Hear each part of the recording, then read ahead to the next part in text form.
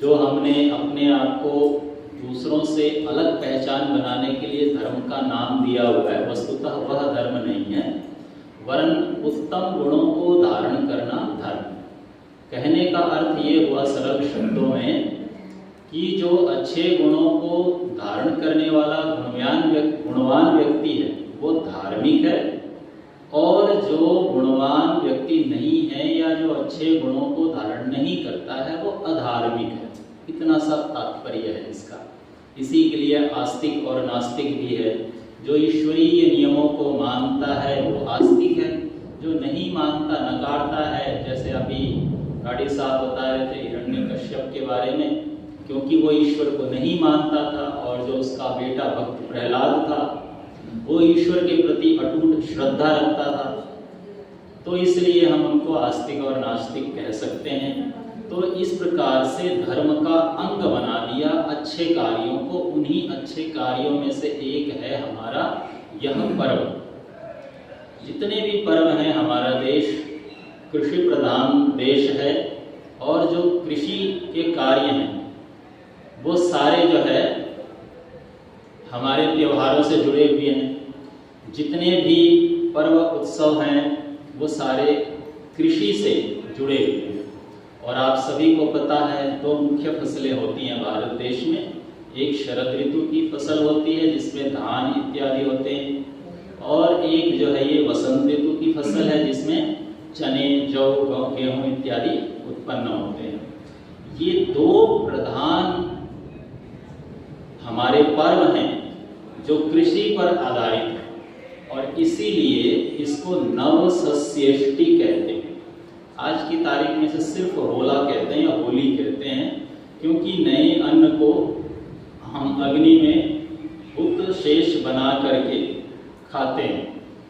तो जो अध जला हुआ अन्न है, जो अध जली हुई फसल है, जो परिपक्व है लेकिन सूखी नहीं है, उसको हम अध जला बना करके खाते हैं, उसी को होला कहते हैं।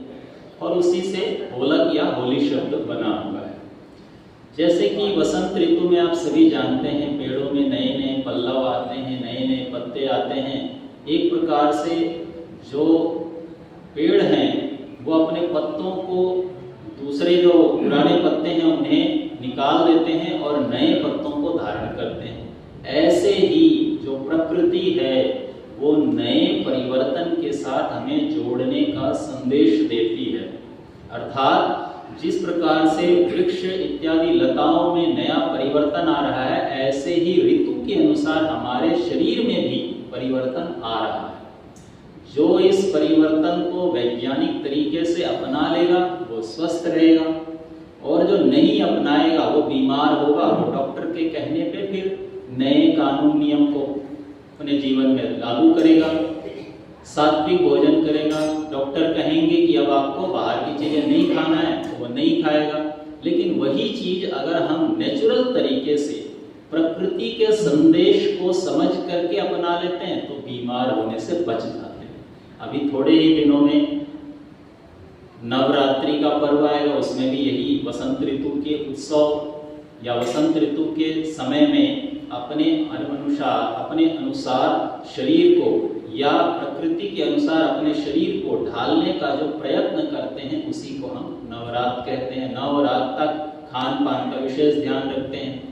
तो जिस प्रकार से प्रकृति में परिवर्तन हो रहा है ऐसे ही हमारे शरीर में भी परिवर्तन आ रहा है। आप गौर से इस बात को नोट कर, जो ऋतु के समय में परिवर्तन होता है उस समय हमारे शरीर में भी परिवर्तन होता है। शुरू में गर्मी लगती है, हम तुरंत गर्म पानी में रोज नहाने की आदत है, ठंडे पानी से नहाने लगते हैं, और उससे थोड़ा सा हमारे शरीर में कुछ बदलाव आता है और हम बीमार हो जाते हैं, परिवर्तन को झेल नहीं पाते। तो शरीर को भी झेलने के लायक बनाइए। जैसे पत्ता गिरा करके पेड़ जो है अपने आप को पूरी तरह से नवीन बना लेता है, ऐसे ही नए ऋतु में मुख्य रूप से गर्मी और सर्दी है, बाकी 6 ऋतुएं तो हैं होने को, पर प्रमुख रूप से हमारे शरीर को गर्मी और सर्दी के अनुकूल बनाना होता है। सर्दी के बाद गर्मी के अनुकूल, गर्मी के बाद सर्दी के अनुकूल। तो इस परिवर्तन के काल में जो संधि वेला है ऋतुओं की, उस वेला में अपने आप को नए परिवर्तन के साथ जोड़ने का नाम जो है होली और दीपावली है, मुख्य रूप से फसलों से जुड़ा। अब ये देखिए, जो अभी आपको हिरण्यकश्यप जी की कहानी सुनाई, ये कुछ कहानियां हमारे शास्त्रों में जोड़ दी गई है धर्म से, क्योंकि उसमें भी कुछ ऐसा ही काम हुआ था, बुराई को हमने त्याग दिया था। लेकिन नया अन्न का जो कार्यक्रम हो तो सदियों पुरानी चीज है ये तो। भाई जब से धरती बनी है तब से हम लोग अन्न खा ही रहे हैं, और जब से खा रहे हैं, जब से उगा रहे हैं, तब से ये परिवर्तन का नियम अपनाया जा रहा है ऋतु के अनुसार। तो हमारे यज्ञ प्रधान इस देश में ऋषियों ने पहले ही जो वैज्ञानिक परंपरा लागू कर रखी है, उसके अनुसार जीवन को जीने की कला। आप सभी जानते हैं, मैं कुछ नया नहीं बता रहा हूँ, बस ये है कि रिकॉल हो जाता है। एक बार मैं आपसे चर्चा करता हूँ तो ये बात रिकॉल हो जाती है कि हाँ, इसलिए हमें पर्व मनाने चाहिए। ये तो है यज्ञ में जो होली इत्यादि आप डालते हैं। दूसरी बात, समय के आधार पर कुछ नई चीजें जो जुड़ जाती हैं, उसमें होली की कहानी है रंग लगाने का। देखिए, ये बहुत अच्छी बात है। मैं कहता हूँ जो हुड़दंग इत्यादि करते हैं वो तो निश्चित रूप से निंदनीय है, मैं उसकी प्रशंसा नहीं कर रहा, परंतु जो हमारा वैमनस्य है, जो हमारे अंदर की दुर्भावना है किसी के प्रति, आज के दिन अगर आप हैप्पी होली करके उन्हें विश करने चले जाएं तो आपको मना नहीं करेंगे और उनको बहुत खुशी होगी। इंसान सामाजिक प्राणी है, हम सभी सामाजिक प्राणी, एक दूसरे से मिलते हैं तो हमें खुशी होती है। उत्सव मिल करके मनाया जाता है, अकेले नहीं मनाया जाता। एक कल बहुत सुंदर पंक्ति सुनने को मिली होली मंगल मिलन समारोह में कि जो होली सो होली भुला दो उसे, जो होली सो होली भुला दो उसे, आज मिलने मिलाने का त्योहार है। बहुत अच्छी शब्द ये भावना है कि जो हो गई, जो बातें हो गई दुर्भावना की। देखो, इंसान आपस में बातचीत करता है, कभी कभी अच्छी कुछ बुरी बातें आती रहती हैं। मैं ज़्यादा समय नहीं लूँगा, आज मेरा दिन नहीं है, मैं ज़बरदस्ती आया हूँ ऐसा मुझे फील हो रहा है, लेकिन मैं आपके साथ मनाने आया हूँ यहाँ पर।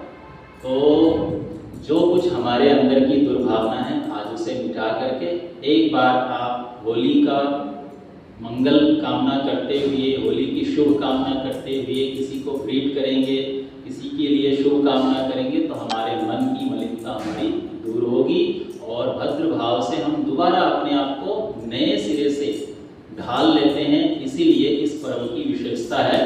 तो बहुत समय हो गया, ज़्यादा ना बोलते हुए मैं यहीं पर अपनी वाणी को विराम देता हूँ। आप सभी को होली की हार्दिक शुभकामनाएं।